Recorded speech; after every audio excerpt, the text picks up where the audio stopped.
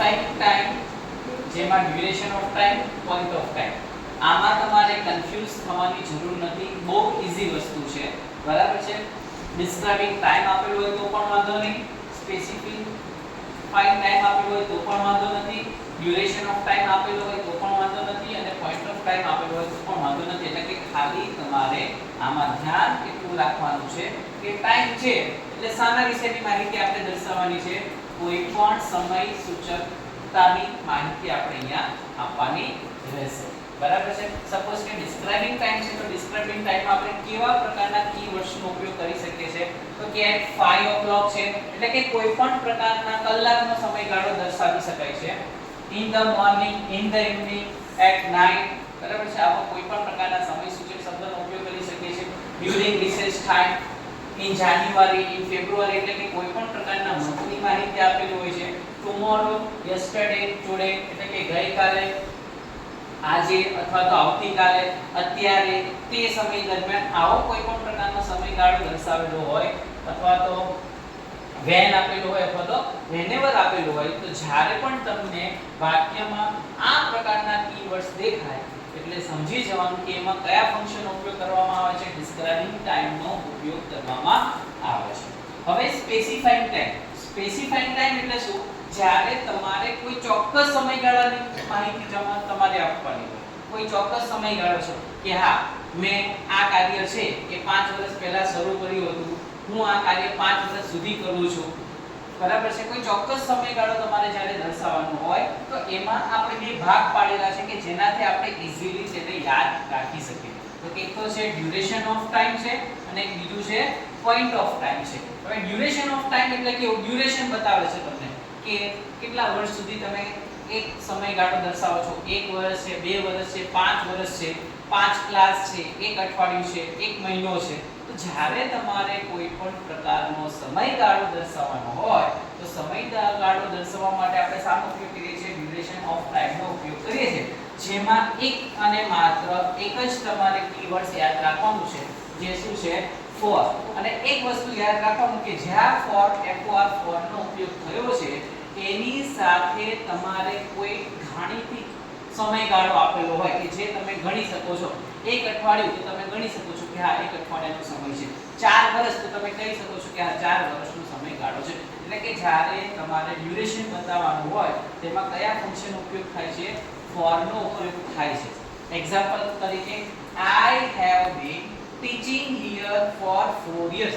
હું અહીં 4 વર્ષથી ભણાવી રહ્યો છું. તો આ શું દર્શાવે છે? 4 years એ શું દર્શાવે છે? સમયગાળો દર્શાવે છે. અને જેની સાથે આપણે શાનો ઉપયોગ કરેલો છે? અહીંયા for નો ઉપયોગ કરેલો છે.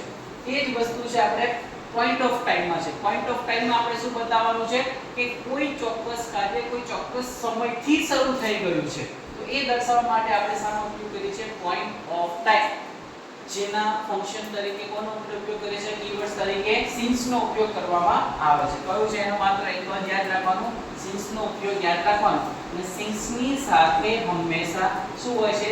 કોઈ પણ પ્રકારની સાલ દર્શાવેલી હોય છે. શું દર્શાવેલી હોય છે? કોઈ પણ પ્રકારની સાલ અથવા તો વર્ષ દર્શાવેલું હોય છે. સપોઝ કે I have been teaching here since 2021. હવે અહીંયા આગળ શું થઈ ગયું?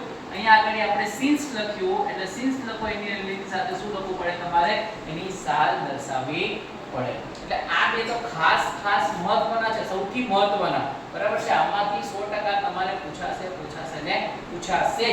ડ્યુરેશન ઓફ ટાઈમ આવે એટલે કયા ફંક્શન યાદ રાખવાનું? આપણે for નો યાદ રાખવાનું. અને પોઈન્ટ ઓફ ટાઈમ આપેલું હોય તો આપણે શું યાદ રાખવાનું છે? since ને યાદ રાખવાનું છે. બાકી તમને જનરલી જો ડિસ્ક્રાઇબિંગ ટાઈમ, એક્સપ્રેસિંગ ટાઈમ એવી રીતે કોઈ પણ ફંક્શન પૂછેલું હોય તો જેમાં 5 o'clock છે, in the morning છે, in the evening છે, during recess છે, during summer vacation છે, winter છે, કોઈ પણ પ્રકારનો સમયગાળો એમાં દર્શાવેલો હોય છે. સપોઝ કે એક્ઝામ્પલમાં આપણે જોઈએ તો કે I wake up at 5 o'clock. જો અહીંયા આપણે આપેલું છે કે કોઈ પર્ટિક્યુલર સમયગાળો દર્શાવેલો છે તો એના માટે આપણે અહીંયા લખી શકીએ છીએ કે at 5 o'clock છે. પછી છે my father went to Surat in January. ને શું આપેલું છે?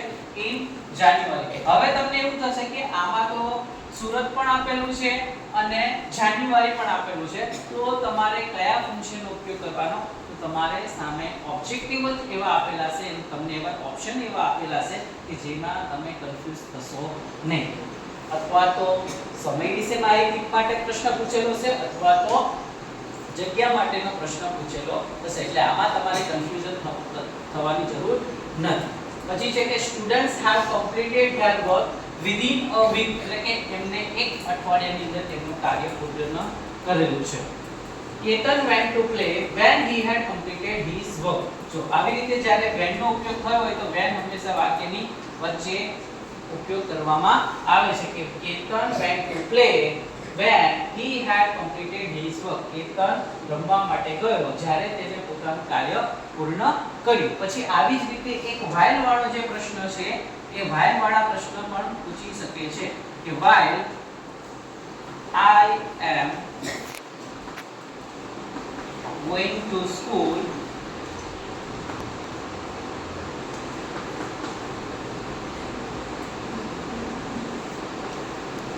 I have seen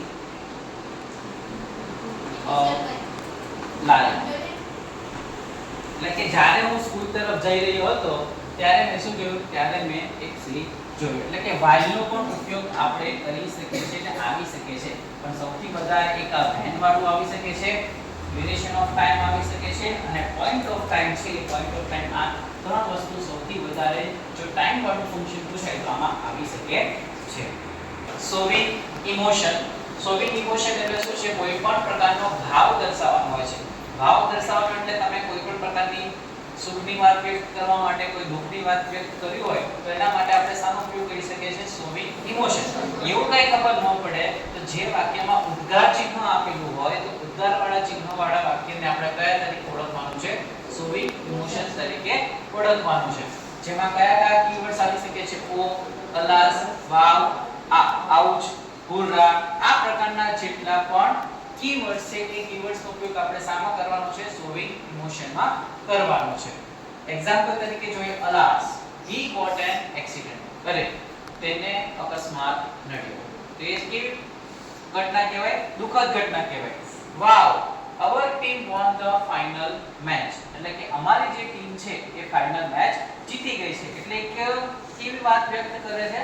ખુશીની વાત વ્યક્ત કરે છે. એના પછી આપણે જોઈએ exchanging pleasantries and niceties. એક આ પણ વારંવાર પૂછાતો પ્રશ્ન છે કે જેમાં તમારે કોઈ પણ પ્રકારના શુભેચ્છા દર્શક શબ્દો અથવા તો વાક્યનો ઉપયોગ થયેલો હોય છે. આમાં એક ફાયદો એવો છે કે આમાં જે કીવર્ડ્સ આપેલા છે એ કીવર્ડ્સ જ તમને જવાબ તરીકે આપેલા હોય છે અથવા તો કોઈ વાક્યની આજુબાજુ અથવા તો આગળ અથવા તો પાછળ એમાં મૂકેલા હોય છે. પણ મોસ્ટ પ્રોબેબલી આ જે કીવર્ડ્સ છે ને એઝ ઇટ ઇઝ જ તમને એક્ઝામમાં પૂછાય છે. So all the best, congratulations, thank you, sorry, how are you, good morning છે, ગુડ ઇવનિંગ છે, ગુડ નાઇટ છે, આઈ એમ ફાઇન છે, nice to meet you, see you again, best wishes છે, ઓલ ધ બેસ્ટ છે, best of luck છે. આવા કોઈ પણ પ્રકારના શુભેચ્છા દર્શક વાક્યો જ્યારે દર્શાવવાના હોય તો આ વાક્ય દર્શાવવા માટે આપણે કયા ફંક્શનનો ઉપયોગ કરવાનો છે? એક્સચેન્જિંગ પ્લેઝન્ટરીઝ એન્ડ નાઇસિટીઝ નો ઉપયોગ આપણે કરવાનો છે. અને આપણે આ ફંક્શનમાં આ જ યાદ રાખવાનું છે કે આ જ પ્રકારના જે કીવર્ડ્સ છે એ એઝ ઇટ ઇઝ જ આપણને પૂછેલા હોય છે. એના પછી આવે છે ઇન્ક્વાયરી એઝ અ નેચર અથવા તો સીકિંગ ઇન્ફોર્મેશન. હવે આ જે ફંક્શન છે ને એમાં કોક વાર એવી રીતે પૂછી નાખે છે કે ઇન્ક્વાયરી એઝ અ નેચર અથવા તો સીકિંગ ઇન્ફોર્મેશન બંને ફંક્શનનો ઉપયોગ કેવો છે? એક જ છે કે જેમાં તમારે કોઈ પણ પ્રકારની માહિતી લેવાની હોય તો માહિતી લેવા માટે આપણે શું કરીએ છીએ? ઇન્ક્વાયરી એઝ અ નેચર અથવા તો સીકિંગ ઇન્ફોર્મેશનનો ઉપયોગ થાય છે. આમાં એક વસ્તુ રીતે તમે યાદ રાખી શકો છો કે કોઈ પણ પ્રકારના પ્રશ્નાર્થ વાક્યો આપેલા હોય, કેવા વાક્યો આપેલા હોય? પ્રશ્નાર્થ વાક્યો આપેલા હોય તો એમાં કયા ફંક્શનનો ઉપયોગ થાય છે? ઇન્ક્વાયરી એઝ અ નેચર અથવા તો સીકિંગ ઇન્ફોર્મેશન. અને આપણને ખબર જ છે કે પ્રશ્નો શાનાથી શરૂઆત થાય છે? ડબલ એજ ક્વેશ્ચન થી પણ એક શરૂઆત થાય છે અને એક સહાયકારક ક્રિયાપદથી પણ શરૂઆત થાય છે. પણ મોસ્ટ પ્રોબેબલી જે ડબલ એજ ક્વેશ્ચન વાળા પ્રશ્નો છે એનો ઉપયોગ આમાં વધારે થાય છે. કયા કયા છે ડબલ એજ ક્વેશ્ચનમાં? તો કે when છે, where છે, what છે, who છે, which છે, why છે, how many છે, how much છે, which, બરાબર, એક્સેટ્રા. આ આ પ્રકારના જેટલા પણ ડબલ એજ ક્વેશ્ચન છે એ ડબલ એજ ક્વેશ્ચન થી પ્રશ્ન પૂછવામાં આવે છે. એક્ઝામ્પલ તરીકે what is the cost of this book? આ પુસ્તકની કિંમત કેટલી છે, જેનાથી તમને સામે શું મળશે, તમે જ્યારે પ્રશ્ન પૂછો છો એટલે સામે તમને શું મળશે, એનો જવાબ મળશે. એટલે કે જ્યારે તમારે માહિતી મેળવવાની હોય તો માહિતી મેળવવા માટે આપણે કયા ફંક્શનનો ઉપયોગ કરીએ છીએ, ઇન્ક્વાયરી એઝ અ નેચર અથવા તો સીકિંગ ઇન્ફોર્મેશનનો ઉપયોગ કરીએ છીએ.